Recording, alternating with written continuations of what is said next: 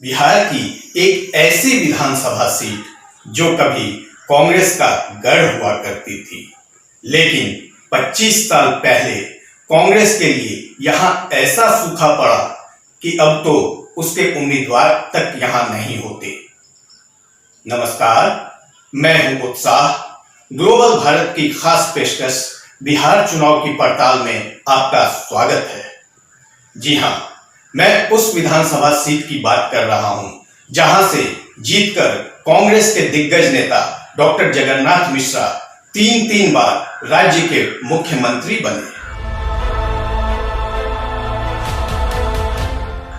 झंझारपुर विधानसभा seat, जहां इस बार NDA और महागठबंधन के बीच अहम मुकाबला माना जा रहा है। एनडीए में ये सीट समझौते के तहत बीजेपी के खाते में गई है, जिसने नीतीश मिश्रा को एक बार फिर अपना उम्मीदवार बनाया है। बता दें कि नीतीश मिश्रा पूर्व मुख्यमंत्री डॉक्टर जगन्नाथ मिश्रा के बेटे हैं और 2005 से 2015 तक विधायक भी रहे हैं। 2015 के विधानसभा चुनाव में नीतीश मिश्रा बीजेपी के टिकट पर चुनाव लड़े थे, लेकिन राजद उम्मीदवार गुलाब यादव से महज 834 वोटों के अंतर से चुनाव हार गए थे। समझौते के तहत महागठबंधन में इस बार झंझारपुर सीट सीपीआई के हिस्से में गई है। सीपीआई ने रामनारायण यादव को अपना उम्मीदवार बनाया है। बता दें कि रामनारायण यादव 2015 के चुनाव में भी उम्मीदवार थे, लेकिन उन्हें महज 3% वोट से ही संतोष करना पड़ा था। 2015 के विधानसभा चुनाव में आरजेडी उम्मीदवार गुलाब यादव को 64,320 वोट मिले थे। वहीं बीजेपी के नीतीश मिश्रा ने 63,486 वोट हासिल किए थे, जबकि सीपीआई के रामनारायण यादव को 4,531 वोट ही मिल पाए थे। दिलचस्प ये है कि डॉक्टर जगन्नाथ मिश्रा 1972 से लेकर 1995 तक लगातार 23 सालों तक झंझारपुर का प्रतिनिधित्व करते रहे, लेकिन अब स्थिति ऐसी है कि कांग्रेस अपने इस गढ़ से पूरी तरह गायब ही नजर आ रही है।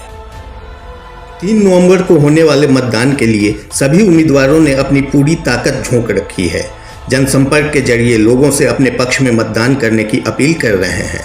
बीजेपी उम्मीदवार नीतीश मिश्रा विधायक रहने के दौरान क्षेत्र में किए गए अपने कामों का ब्यौरा भी सोशल मीडिया के जरिए दे रहे हैं।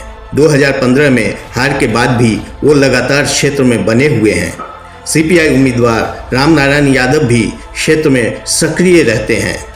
इनके अलावा कई और उम्मीदवार भी अपनी किस्मत आजमाने के लिए मैदान में हैं।